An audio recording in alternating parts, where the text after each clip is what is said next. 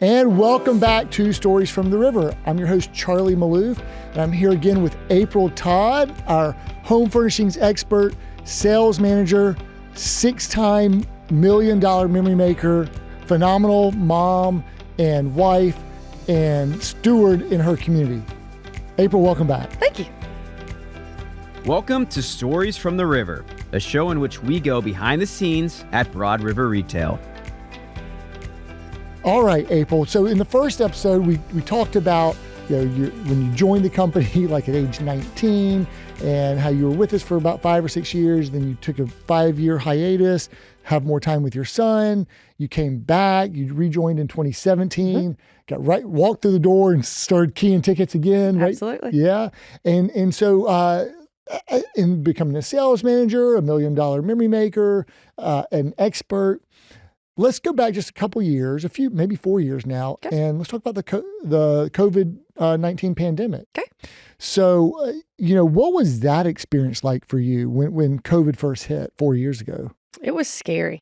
It was scary, of course, for everybody outside of our profession. It was a scary time, but inside of work and professionally, the unknown, of, number one, our paychecks. Most of us were 100% commission based, and we didn't know if people were going to stop buying or if it was going to have an increase. That was scary, and then just the mask situation that made things even that more difficult. It was a scary time. Yeah, I mean, they talk about frontline heroes. People at retail are frontline heroes in a lot of ways. Did you ever take a furlough? I did not. I think I was the only one on the sales side that did not furlough. So some days it was just me and one person. Wow. For days at a time. And you know how some folks were jumping from store to store because certain stores had to close and others didn't have enough people to open. Did you stay in Anderson the whole time? The whole time. So what went into your decision to not take a furlough? My faith and believing that God would take care of me, and I didn't want to live in fear. And so I did not want to, go home and live in my house scared, for whatever the lifespan of the COVID was. And I just knew that, I wanted to continue with my life and live. And, I just did not want to live in fear. And I wanted to continue as much as normal. And I believe that, God would take care of me. Okay. And love it. Just faith. I love it. Kept going on faith. Faith can take you through a lot. Absolutely. A lot of fires, a lot of trials. A lot. You might remember that sales, initially they about for 3 or 4 weeks there, it got kind of scary. There was like no one coming in. But then sales got really hot once the stimulus checks hit in about the middle of April 2020, probably about 4 years ago, almost to the day. But we're recording this on the 17th of April. Yeah, so very close. Yeah. And so into May 2020, then demand was crazy good for the rest of that year. But the supply chain was quite constrained for the second half of 2020. Yes. How painful were the supply chain woes for you during the back half of 2020? There again, scary. We were telling people 6 months to get their merchandise. And so as soon as you mentioned 6 months, they instantly would run. And even though they would go down the street or to Greenville or whatever surrounding area and hear up to a year at some places, and we didn't sound so bad. It was just having to tell people that and knowing that, there again, our paychecks were 6 months out. Yeah. And, I'm sure we'll get to, the company took care of us and y'all made, y'all went out of your way to make sure that financially we were taken care of. But I knew that because I knew how it was working for Broad River, but for new hires, that could be extremely scary time. Well, we had to get creative and come up with different programs. Okay, what's the need now? It's like every day, every week. What do we need to do now? Where's the pain point? Right. And also dealing with incomplete information from like, when are we going to get product? We also have to get product in. Ashley did it as well as anyone else in the industry in like terms of getting product in. But I imagine one of the most frustrating things was, so you're writing a ton of business, but also a lot of it is being canceled. And a lot of it, you don't know when it's going to come in. And you make commission off of when it gets delivered. But how hard were the cancellations? They were pretty tough. There for a while, they were pretty tough. I think people were canceling, fear in their own lives of the unknowns. Financially, what they were up against, people being out of work. Yeah. And then, canceling for the reason of being backlogged. Yeah. Or just like having buyer's remorse after having, I've been waiting for 3 or 4 months and I think we'll spend and that they come money. in and want to check on it and you tell them, oh, well, I still can't see a date. And it was brutal. What did your open orders backlog grow to? And was there any trick to or any best practice that you adopted to try to get folks to hang on? Personally, yes, I kind of did my own thing. At one point, I was pushing over 350,000 of open orders. Yeah. And there again, I didn't have a lot of downtime because some days it was just me on the sales floor. Mm-hmm. But I would take my computer home. And I did connect, I got it set up where I could work from home. And there was many, many nights I set up till after midnight scheduling orders. I would go through, I kind of would set it up the way I knew how they were laid out. Mm-hmm. By that point, I kind of knew where the customer was and what page they were on. And I would go, take a page per night and schedule what I could and see when they were coming in. And I had a 3-ring binder that I kept up with. And I just had my own method to the madness of scheduling stuff. So you got approval to get VPN to work your system. You're like, I'm going to take matters into, I'm going to be my own supply chain. I had to make my paycheck. Yeah, I got you. So my husband would sit up in bed and he's like, are you still on your phone? I'm like, actually, no, this is a laptop, but it's paying the bills. So go back to sleep. So how was it selling while wearing a mask? Very hard.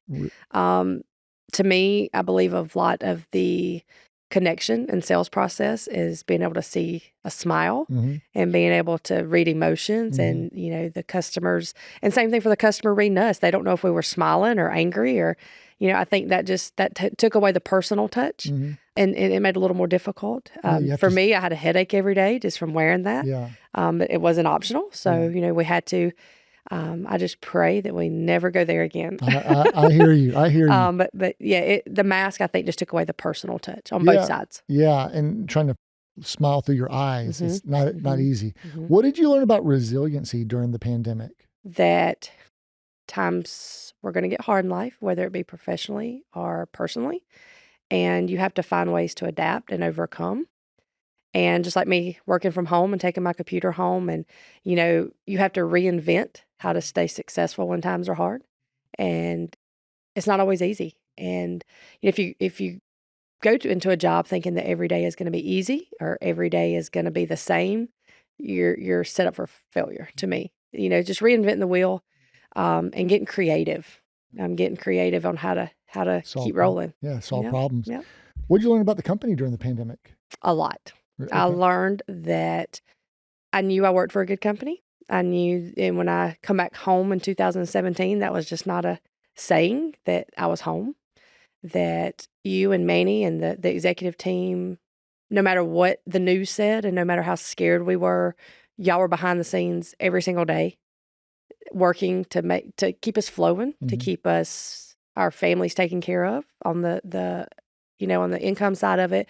But not only that, withstanding the times of, when you turned on the news and everywhere was shutting down or they were closing the doors, that Broad River was not going to be there because we were in good hands. And, that times were tough, but that we didn't have to worry. Yeah. That times were going to get difficult. It wasn't going to be as easy. And we may have to make some cuts with different things throughout the company, but at the end of the day, just like you said on the calls, we're going to bring everybody back home. And you did just that. Yeah, that was the goal. And it really felt like we could link arms and our word of the year that year was being united. And we wanted to, even though we felt divided at times, we wanted to be reunited, bring all of our memory makers back home. It was really important. Who wanted to come home? Some of them chose to go a different way, and that's okay. Anything else you learned about yourself during the pandemic? When you think you can't keep going, you can. That's a good one. It got very frustrating and it got, scary, but, it made me stronger as a person. It made me stronger as an employee, I believe, that, now it seems like, not that it's not hard some days, but we know what hard really is and we appreciate it a lot more. Yeah, so true. So true.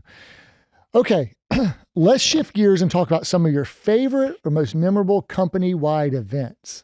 Good topic. Good topic. So what do you recall about the Orange Crush Tours that you would have been a part of in 2018 and 2019? And you may have even visited some of the other stores as a panelist on the $1 Million Writers panel. I'm not sure. I didn't get to do that because we were kind of short-staffed, so I had to kind of hang out in Anderson. But I do remember the Orange Crush, and I thought it was great. I don't know if you remember singing karaoke in Anderson. Oh, I do. We had the karaoke machine, and we had Twister the Clown. Remember Twister? Yep. He was making balloons. I don't think I sang karaoke, by the way. No. Yeah. I personally The not. The store. You know how I remember that? Some of the Orange Crush tours, I did Facebook Live, and so that was one of them. And every time the memory comes up, my mom always sends it back.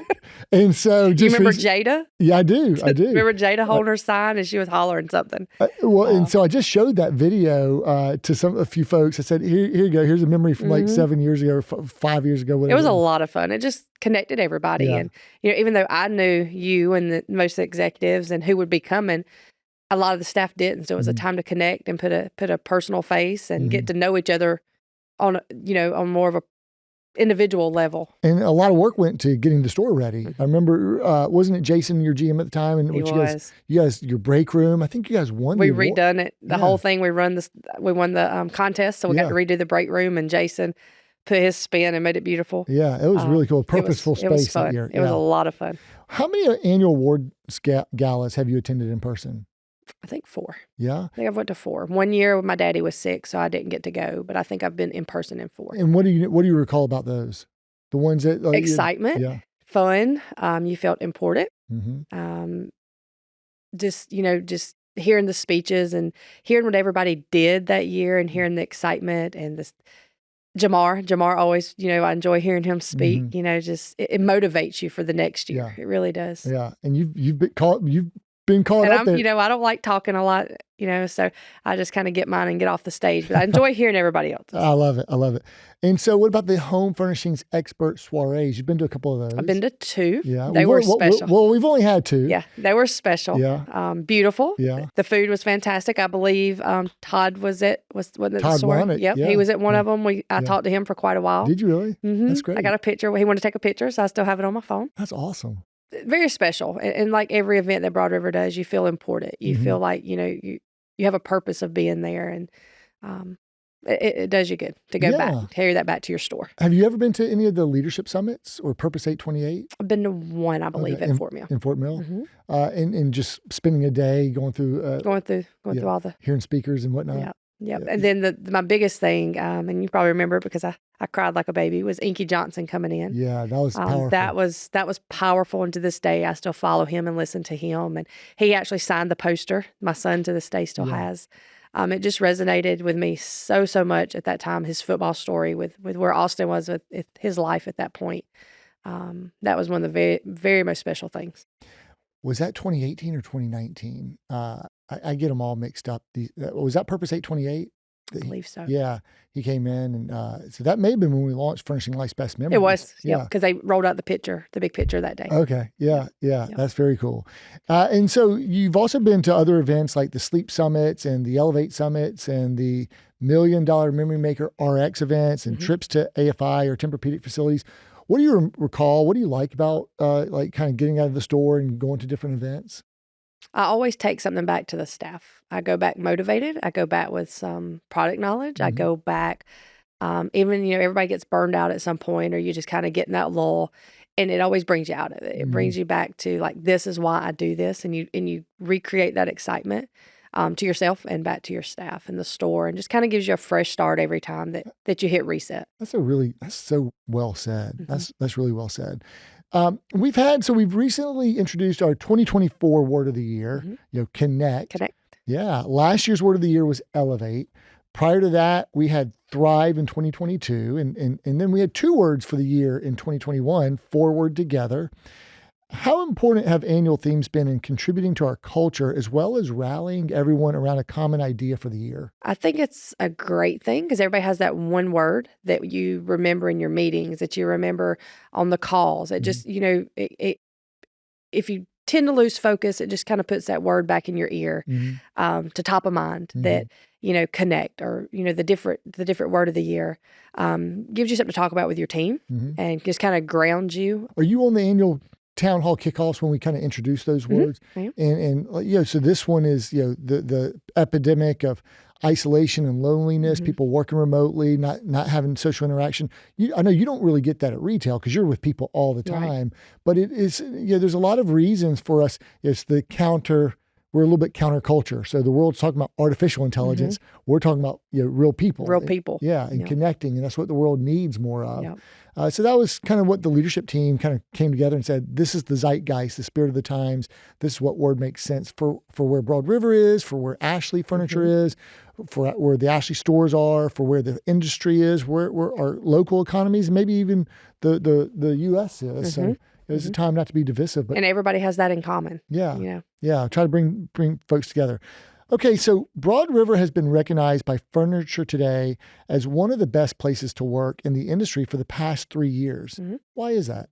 I could write a book on that topic. I'll co-author it with you. So I'll write the foreword to that. That's right. And so I tell my team all the time, like, I think I see Broad River differently than most employees because I've seen it when we, like you said, when we had 5 stores. And now I see it when we're pushing 40 stores. And the culture's the same. You matter the same. April Todd in 2005 and April Todd in 2024, you matter as much to you and Stacy and Carl. Where unfortunately, when companies have such growth and success, you become a number. And I saw that firsthand. We were talking about, my span at Haverty's, you were a number. Yeah. Well, I appreciate you saying that. And you do matter. One of our favorite books is Everybody Matters by Bob Chapman. And we've learned from others. And so, of course, we didn't read that in 2005, read that more like 2020 or something, but it kind of resonated because that's how we think about the world and think about people. Even think about our stores. You're not store 205 or 208. You're the Electric City Outlaw. And everybody gets so busy in our personal life and professional life. We're on the go all the time. We're rushing here to get our kids here. We're rushing here to get to this meeting, or, we just never slow down. And so Broad River, to me, we're a slower pace. Yes, we're a growing company, but at the end of the day, you take time to reflect on what's important, and that's your people. Wow. What is something that happens here at the River that doesn't happen at other companies? You continue to invest in your people. You don't just become stale and think, oh, well, this person's been here this long and this person's been here for this long. They know their job. You continue to invest in us, and you continue to grow. You continue to have the meetings and, the temper trainings and the meetings at Fort Mill to more knowledge. And you never, as a company, allow us to get comfortable. Because I believe when you get comfortable, that's when you're asking for trouble. You keep us out of our comfort zone and always throwing something new to keep making us better and improving us. Yeah, we have a core value of innovation, and I think that aligns with it. There's an acronym called CANI, Constant and Never-Ending Improvement. And so, you always want to kind of push forward. Life is a journey. It's not a destination. You want to continue to kind of push yourself. And, I believe people have unlimited potential and amazing talents, skills, and abilities. But sometimes you need somebody to push you to find that. Absolutely. Sometimes you got to push yourself. Sometimes you need a coach or and speaking of coach, sometimes Coach Stacy says, you got to push somebody to be uncomfortable. And you don't like it. I don't like being uncomfortable. No. But, he's right. When you push somebody to that point, you always become better. That's right. In a respectful, professional way. Absolutely. Yeah. Because really you're seeing them as on 10. You're seeing them for who they can be, and we'll make sure that they see that and live it, fulfill their potential. Yeah. Which you kind of spoke about on the first episode when you're working with new hires and they don't see it yet, but you've been in their shoes and you see it and you want to coach them up. It's the very same thing. Yep. And sometimes it's tough love. That's right. I had one last year in the store, so close to $1 million, so close. And this particular individual was kind of disappointed they didn't get there. And, and tough love was looking them straight in the eye and said, it's your fault. You could have worked the extra days. You could have worked the extra shifts. You could have done this differently. And he looked at me and said, you're right. So giving them tough love because you know what they're capable of. That's right. Or just being real with them. Yeah. And how bad do you want it? If you want this goal, what are you going to do? What are you going to change next time? Because we all have a choice. We all have agency over how we kind of schedule our days and in pursuit of our goals and our potential. So, Project Premier. You were on the Project Premier committee last year, weren't you? I was. And how'd that go? it was great. You got to recognize the people who were working the hardest that month or that week, and recognize them. And we partnered with Emmeline and that team to find better ways to make them feel important and even bring that more to the forefront where people did get involved and recommend people from their stores. And just in that year I was on there, you could see, it was exciting. By the end of it, people were wanting to nominate people, and it was great. If you don't know what Project Premier is, we just had an episode with the Emmeline led with Brian and Sarah and some of the others about Project Premier. So you can check that out. We'll link to that here in the show notes. So you're taking on more, and then you're now on the Engagement Survey Action Council. So you've been, I guess someone reached out and thought you'd be great to serve on the council. They reached out to you. From what I understand, a higher management had to recommend you for that position. Okay. And it's typically me and 6 others when we do the calls that are on there. Okay. What have you learned, or what has been your experience from that? Because you're reading all the feedback from our engagement survey and looking at, here's some of the opportunities, here's some things that are good, and what are you trying to solve for, and what's your experience been like? So far, we're on our third meeting. And I see that most stores have the same feedback. I think it's pretty interesting that the top things that we're doing fantastic on, the top things that they think needs a little bit of improvement is the same throughout. So I found that pretty interesting because I thought there would be more of a variation, but it's pretty streamlined with the feedback. Well, I applaud you for doing all this extracurricular work and activities. I mean, we're not paying you to take on to add this to your list, I don't think, but I enjoy it. I enjoy being involved. I enjoy getting to know people and hearing what's going on in their stores where I can take it back to my store.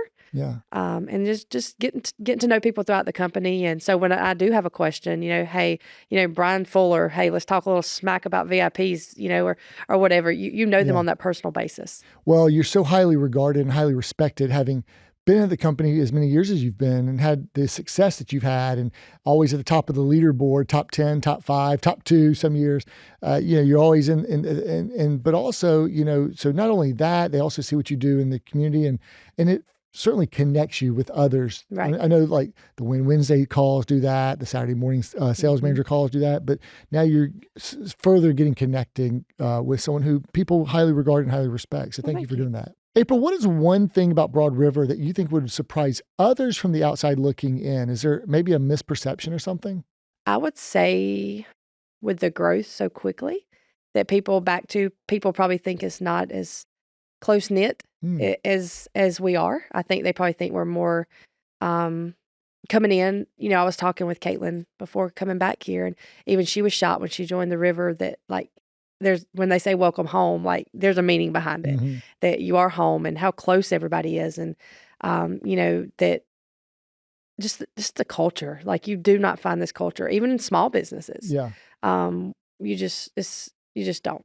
Sometimes people come to our new hire Retail 101 and they're like, we joined such a large company. I'm like, really? I didn't. Right. We are? I didn't. Right, it doesn't feel like a large company. Because it don't feel that way. Yeah. When you go to corporate, you don't feel like you're joining forces with 40 stores and 2 warehouses. And, we've grew so quickly, but it still feels cozy. Yeah, I appreciate that. Okay, so what is something about you that would surprise your fellow memory makers? I'm shy.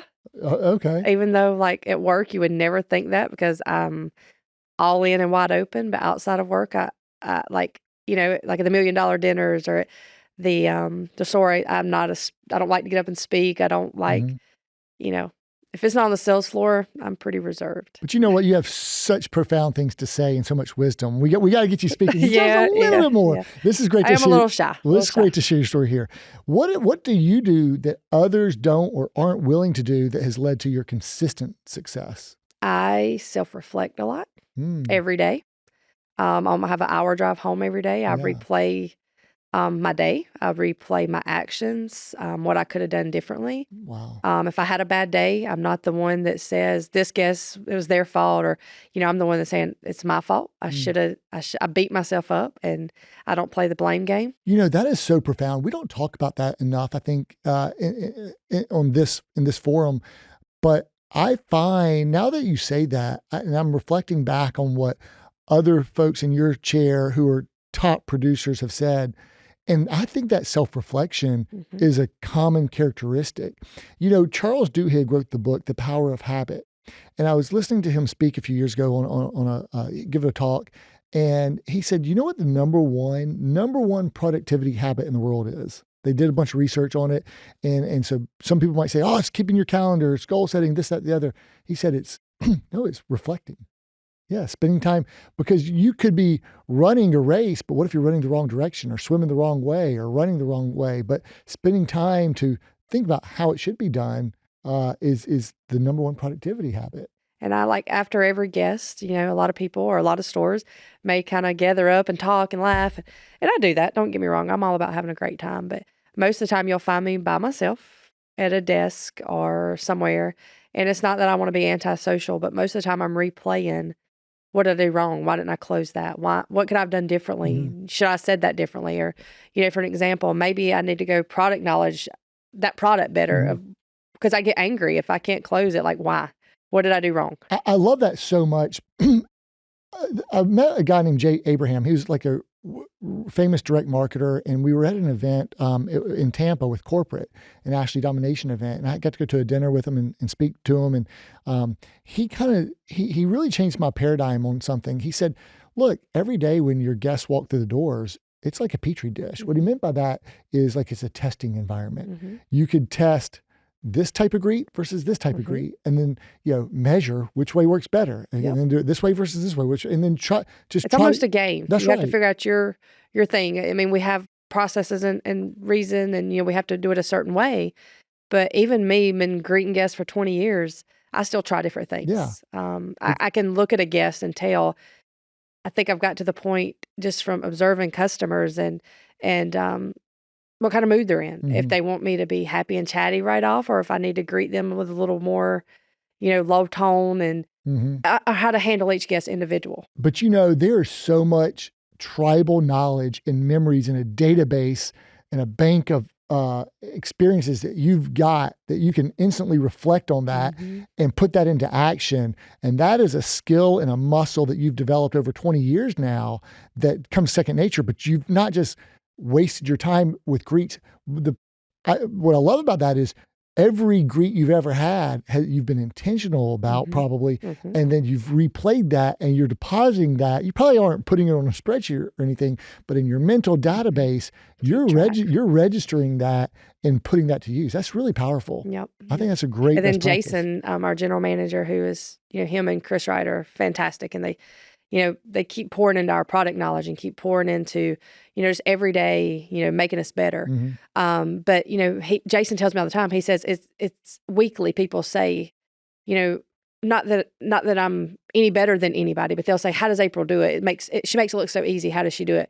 But it's just, like you said, just years of doing it. And if I had to sum it up, I can't. I'm genuine, I'm honest, and it comes natural at this point. Yeah, but that's the making it look natural, but they don't know all the 20 years of work that you've put into failure.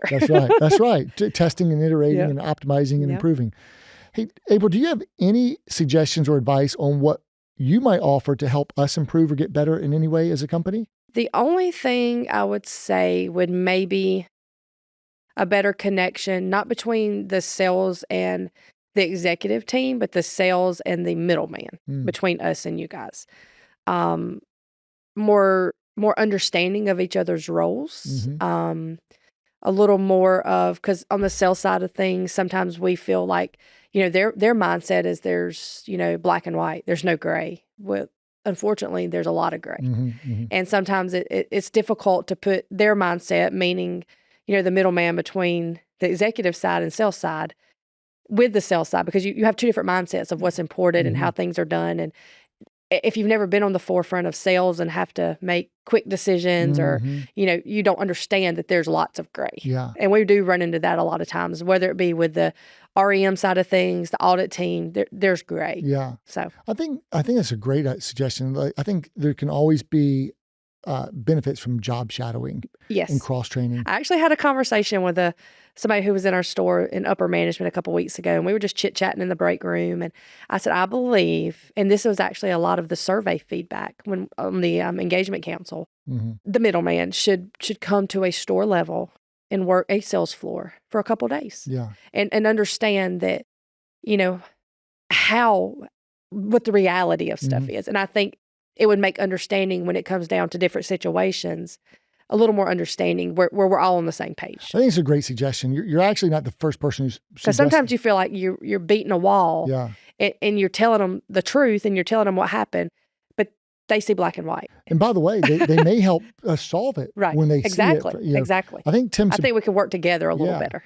I think Tim Subkowiak has been on this podcast and offered that suggestion of job shadowing. And in my conversations with Brian Dekelnick, he's often said, we need to do some cross training. But he's probably talking more from maybe supply chain to CX or operations.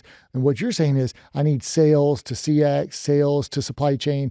It needs to be more. Because a lot of times in the emails, they'll question a situation where we've made a decision on the spot. And we'll explain why. And they're like, well, you're not supposed to do that. Well, I didn't have a choice. Yeah. And you're battling back and forth when you're trying to get the same result. Yeah. But you can't communicate because you don't understand each other's position. Yeah. We got to figure that part out. Yeah. Good suggestion. Okay. I know that retail has its many ups and downs, highs and lows. How do you keep yourself upbeat, motivated, and positive on a daily basis, especially after you've had a negative experience or situation that occurred? Well, my dad owned a business for over 50 years, and I would always, nothing ever bothered him. I would go in his office to see him, and he could have an upset customer, a house just fell apart that he built. No matter what it was, he never let it bother him. Wow. And I would always aggravate him because no matter what it was, he was happy, and the world could be falling apart. And it would make me almost angry, and I would, and I would say, Dad, this is important. Why are you not taking it serious? He said, because it really don't matter. And his philosophy was, if you're not going to remember exactly what's going on right now, in 5 minutes from now, 5 weeks from now, or 5 years from now, don't let it stress you out because it really don't matter. That's so funny. My dad used to say, "Don't stress out. Don't stress yourself out." Now we had different perspectives and different. But he also tells that to my sister, who probably does get stressed out sometimes about things. But I just learned, it's not a big deal. And I tell the team all the time to this day, where there's a huge issue to them, the world's falling apart, this delivery went wrong, or this customer's upset. They would tell you, I look at them more times than they can count and say, guys, we're selling furniture. Yeah. This is not like we're not doing surgery. We're not dealing with people's 401ks that's going to crash. The worst thing we can mess up, we can fix in a matter of about 30 minutes. Yeah. It's not a big deal. It's great perspective. So this is not life-changing. Yeah. This if we make a mistake, there's nothing we can't fix. That's right. So don't stress about it. I love it. That's great. So April, let's pivot to talk about habits and goal setting. What are your best habits and how do they help you excel in your role? I prepare every day before I get to work. And me having an hour drive probably helps. Just mentally reset from if I've had a bad morning or if I'm extremely tired, I just get motivated before I get there. I'm a firm believer in you leave your baggage at the door.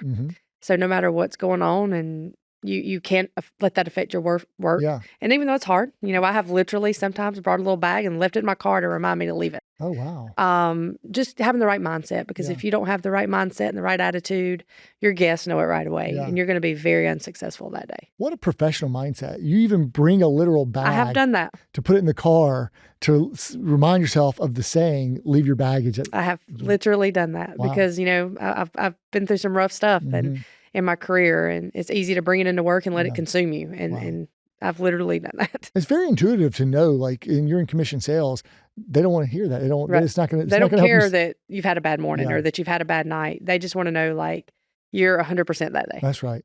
Are you a goal-oriented person? Very much so. Okay. I'm very competitive. Okay. Yeah. What are your goals for 2024? 2024, I'm going to write 1.7 million. Oh, wow. I almost got there last year, 1.628. 1.7 with my sauce without battling it out the last month. That's my battle. I end up October, November. I've got my numbers, I've got my sleep, I've got my VIP to get my bonus, and I'm going to get that bonus because it's very important to me. not to be in a sauce battle. I promised Stacy I would not be in a sauce battle in October. I got it. So goals help you stay motivated throughout the year. Absolutely. Love it. So we pride ourselves on having some really creative and aggressive comp plans for our HFCs. We were talking the other day about the type of money that you can make at Broad River in sales. What are some of your favorite elements of our comp plan? It blows everywhere else out of the water. I haven't worked a lot of places, but, I hear people's income when you do on the finance side of things. When even my accountant sometimes looks at me and goes like, you sell furniture, it's just unbelievable. And the Jackpot is just a whole different level of unbelievable, to be honest with you. Well, let's talk about that. How important have our annual Jackpot bonuses been in keeping you or others motivated to pursue and achieve big annual goals? It definitely keeps you aligned daily, weekly, monthly to keep your numbers where they need to be to get that. It makes you strive. I know personally, I look at it all the time to see exactly, tier-wise, especially when I'm pushing the end of the year and I see, I can only do, if I'll just do this little bit more, I'll get another $10,000. Like last year, Chris Wright laughed at me. I worked almost every day in November and December to get where I wanted to be. I didn't take a day off. Wow. Just because I wanted to get to that level because, I do certain things with that money. And if I don't get it, I can't do it. So, well, we're going to talk about that in just a second, but 1.7, you know what that's going to mean to you. So I do. That's awesome. It'll be about close to 50,000. I love it. So that's just come to the river and we'll talk about some Jackpot bonuses. Absolutely. Since you've been a memory maker here at the river, what is something that you've learned about yourself or about what you've been able to accomplish that has surprised even you? That no matter when you think you've reached your potential and you've reached the max of what you're capable of, you're still not done. I love it. Like when I wrote 1 million, I thought, oh, that's huge. Well, then 1.2, 1.5, and here I am 1.6. Like I would have thought that was numbers I watched somebody else do, not me. Wow.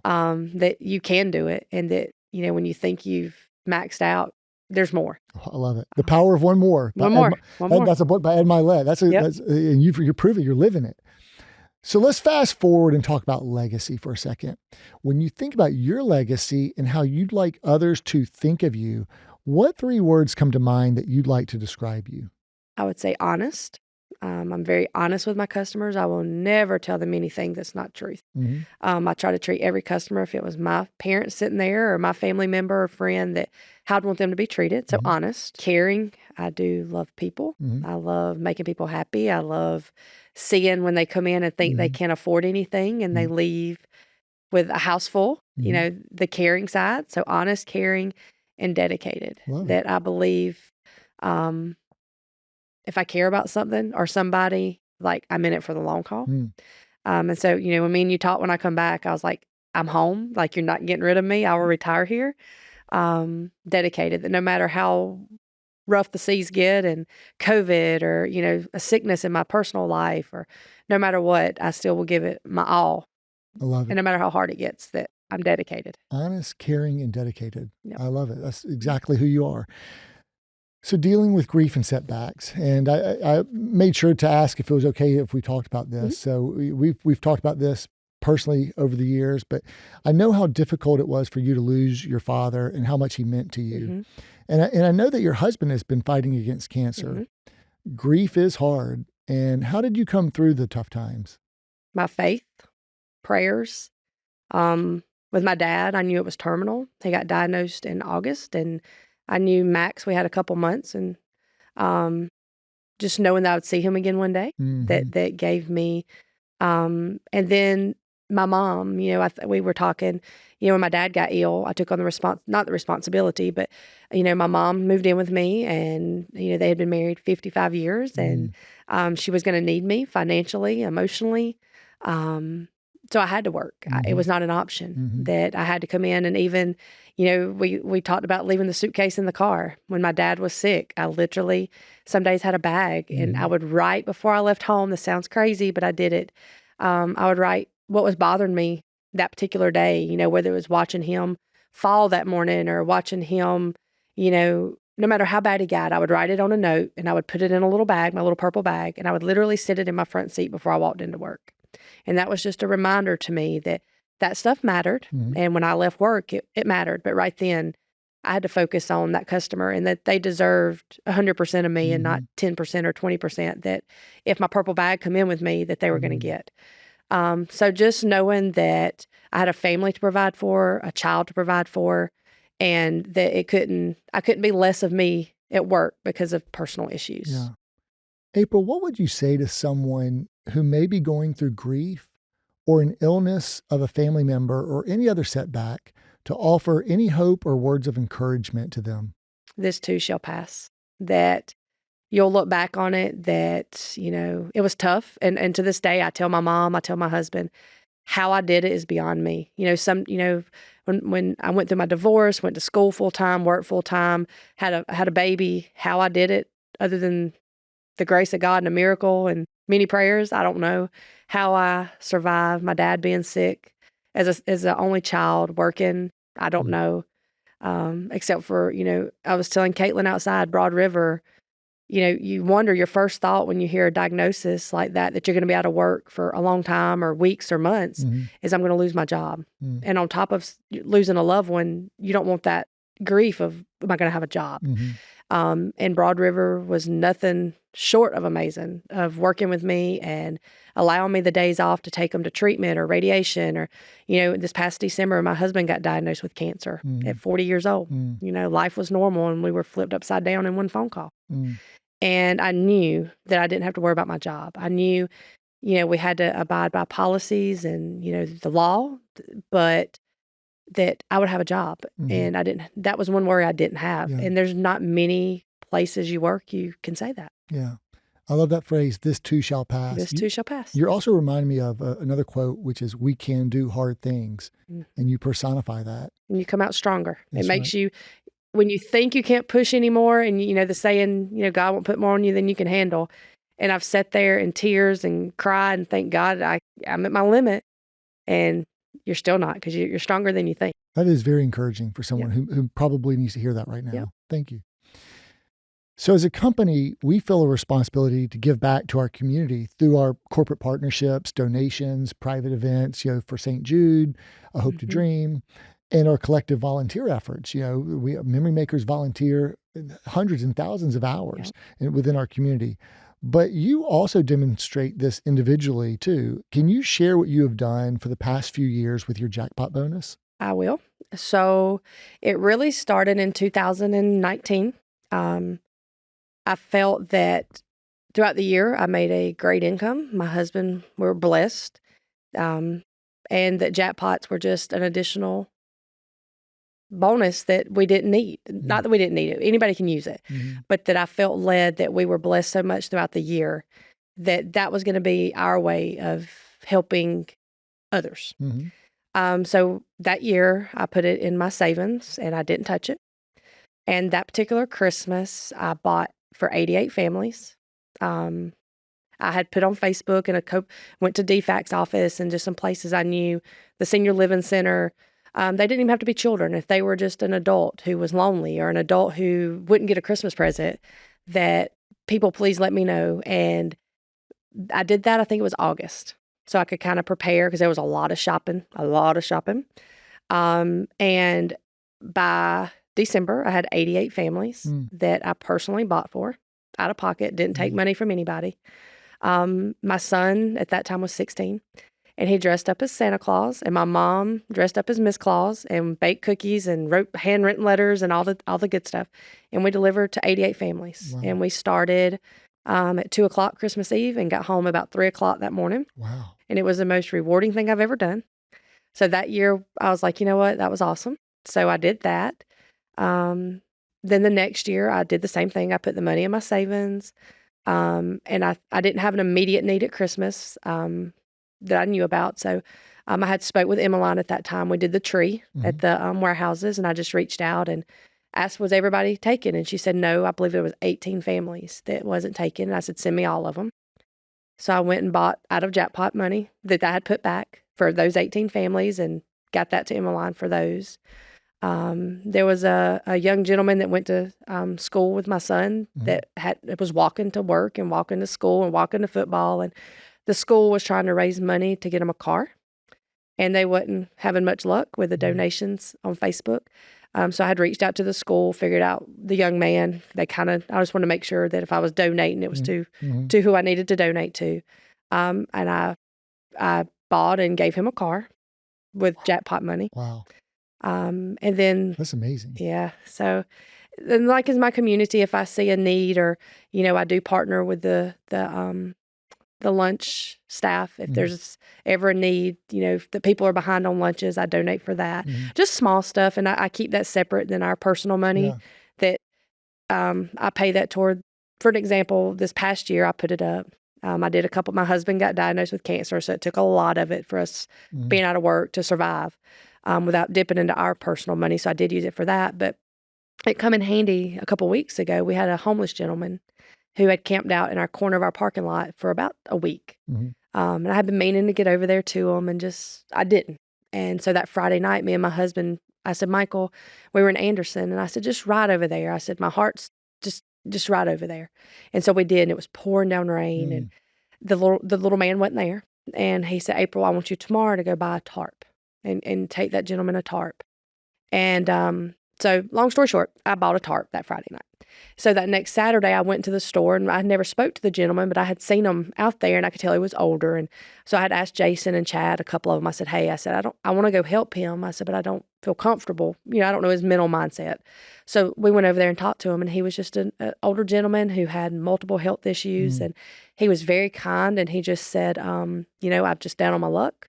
And he said, I have congestive heart failure. I've had 2 strokes. I just can't work. And he said, here we are. He said, rent's through the roof, and I'm homeless.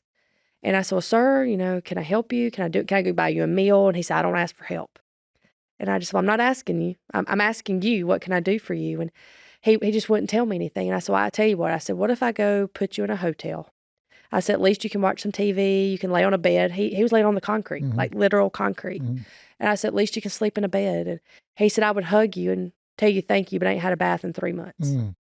And so I took money from Jackpot. That's where that story come from, out of my Jackpot bonus, and got him a hotel for a while. So just small stuff like that when I see a need that otherwise I may not be able to do without the Jackpot program. And you just do it because you feel led to. Absolutely. Yeah. I feel like I'm blessed more than I deserve.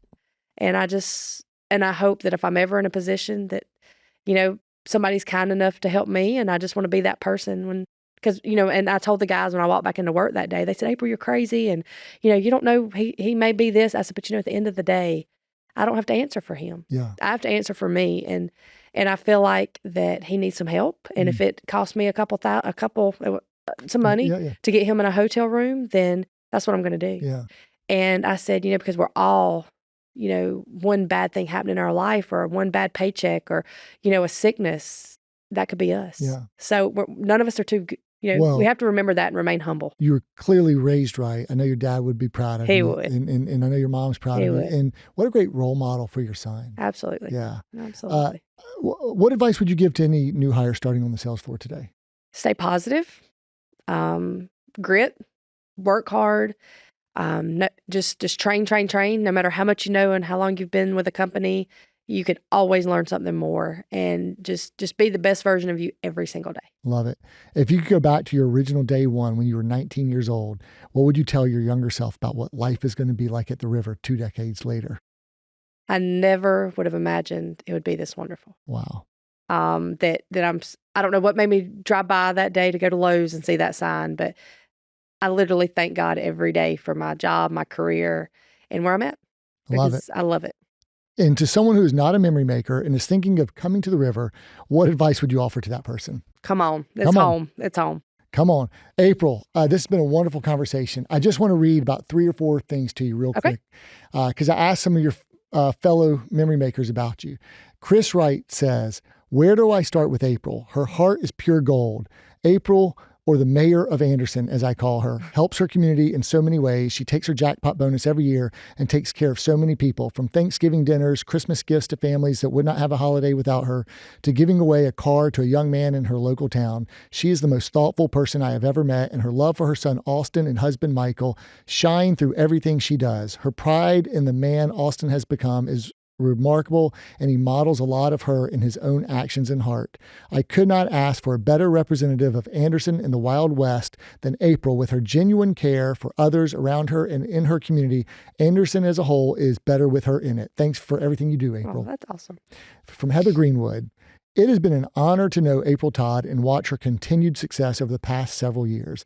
I have had the great privilege of getting to spend time with April at $1 Million Memory Maker RX meetings, serving on the Engagement Survey Action Council, participating in Memory Makers Helping Memory Makers events, celebrating her at soirees and galas, and seeing her light up when she talks about her son's many accomplishments.